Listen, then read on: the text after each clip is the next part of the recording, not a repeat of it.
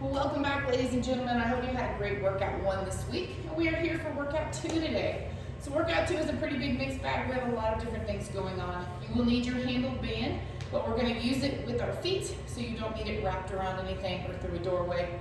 And then you will also need your stability ball today. To start this workout, we have our first block is timed. The first exercise on there is a half sprawl with a push-up. We've done this one before.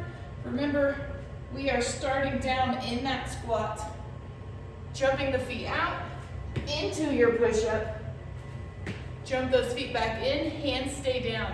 If the palms of your hands need to come up a little bit, that's cool, no big deal. But try to keep your fingertips down the whole time. It's gonna put extra pressure on those hip flexors and the flexibility through your hip joint to try to pull those knees in, keeping the hands down. So work on trying to keep those hands down. Next exercise, your dumbbell curtsy lunge with an upright row. So I've got my dumbbells. I'm starting my left first, which means I'm gonna stand on my left. So I'm gonna curtsy lunge like a normal curtsy lunge, reach it back and to the side. When I get to the front, I'm gonna take an upright row. So remember on an upright row, your elbows are what's traveling up. Hands remain loose on the weights, not so loose that you drop them on your feet, but loose so that you're not cranking on your wrist. They're just hanging there. Back to center, curtsy, upright row. All right? Then we're gonna go down to the ground with your dumbbells for a repeat of last week's chest fly and overhead pull.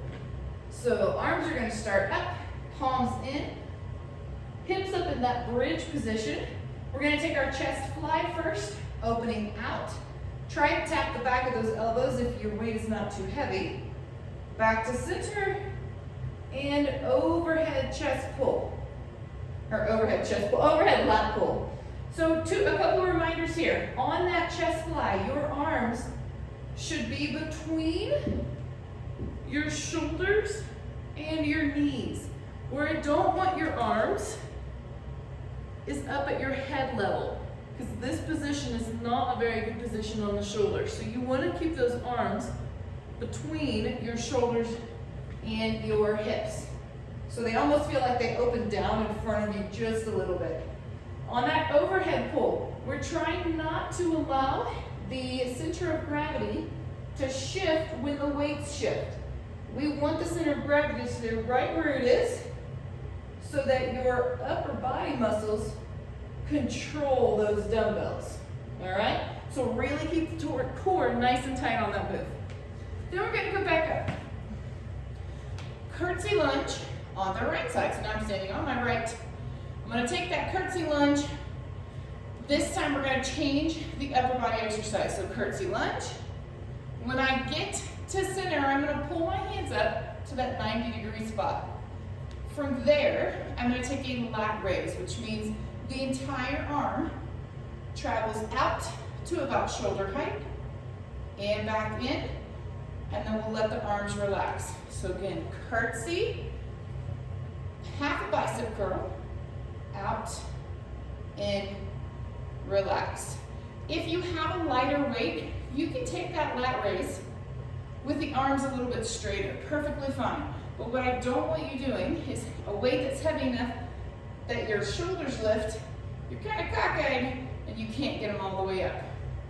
So err on the safe side of a bent arm lat raise, unless that weight is super light, and then you can take them out to the side. All right, that is your block 1, all timed. Block 2 is going to involve our handled band, and we're counting reps here. So first exercise is a band front squat and overhead press. We've done this one a lot, it's just been a while. So both feet are on.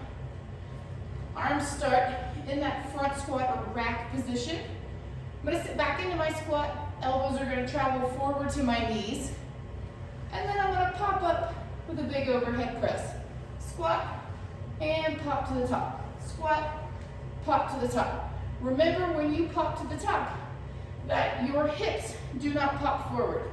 So you got to lock in your abs and your glutes to keep everything in that nice alignment the entire way up and down.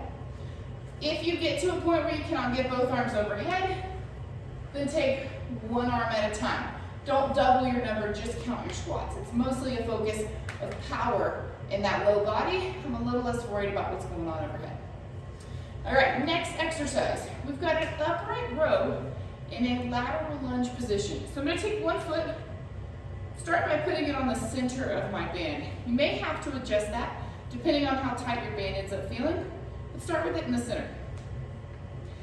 Now, I'm gonna be working in a right side lateral lunge, which means my right leg's gonna go out to the side.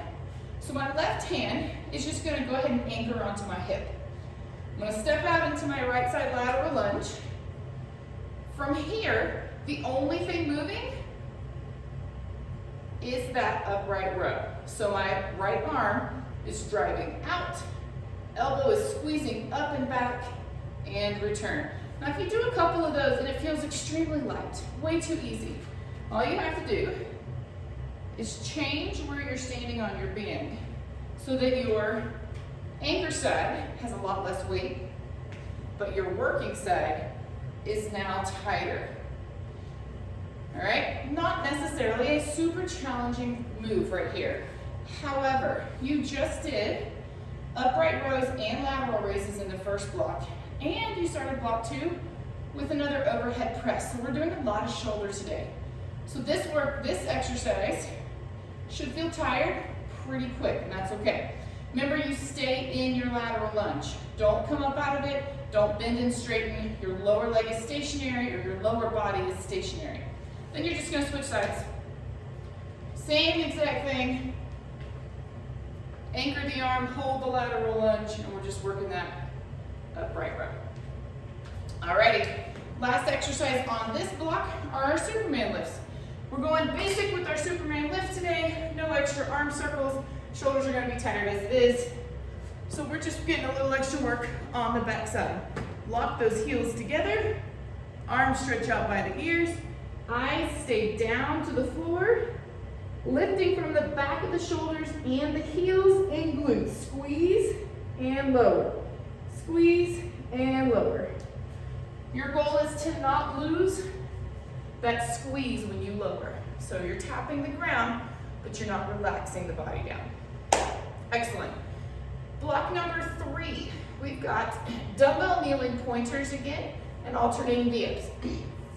So remember, you're looking for something nice and light. I didn't bring anything down with me from the kitchen, like a can of beans. So I have an 8-pounder, which will work for the demo. Dumbbell kneeling pointers, just like last week. You want to make sure that your knees are underneath your hips. Your shoulders are anchored over your wrists. Got my dumbbell. I'm going to extend my opposite arm and leg, come to center, reach, come to center. Remember, 2 most important things. Number 1, you don't want your dumbbell so heavy that you have to lift your shoulder into your ear to extend it. You want that shoulder to stay right where it is. Arm lifts, extending through the shoulder. Number 2 is that we're trying to rock as little as possible. Your work is in your core on this one. If you allow your body to rock side to side, you are killing the amount of work that your core can get. So really focus on stabilizing on this one. All right, from there we have just our alternating dips, which we've done many times. Arms and legs extended, abs are nice and tight. Before you get to the top, you curl, tuck the pelvis, press that low back in. One leg comes up to meet in the middle, all the way down with control, curl it in, down with control. Excellent. Final block is a stability ball. So I've got my stability ball, starting with those ab rollouts. So review on these.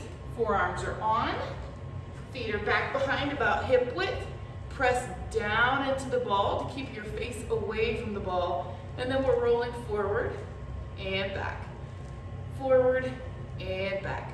Remember, all of this control is in your abdominals, in your hip flexors, in your quads, and in those glutes. So really tighten up as you roll with control. Next, our hip bridge hovers. We introduced these last week. These are our bridges. Hover meaning that we're not going to touch the ground. So once you're in position, pelvis tucked under, hips are up in the air, hover, so we're gonna drop about an inch above the ground, squeeze and lift, drop, squeeze and lift. Alrighty, and then we're gonna finish with our good old dead bugs. It's been a while since we've done these. So remember on dead bugs, we've got both arms and legs in the air. Shimmy down. My legs are pressing towards my arms and my arms are pressing towards my legs. So we're gonna take an opposite arm and leg off and extend those as far away as you can. We're gonna meet back in the middle and switch. Just like a lot of other alternating body part moves that we do, like pointers, your goal is to not rock on this one. So at all times, you wanna feel your entire back, both shoulder blades, both glutes on the floor. So everything has got to be pulled in nice and tight so that you're not doing any rocking and we're staying nice and centered. All right, guys, have a fantastic workout. Get after it and let me know how you're doing. See you in workout 3.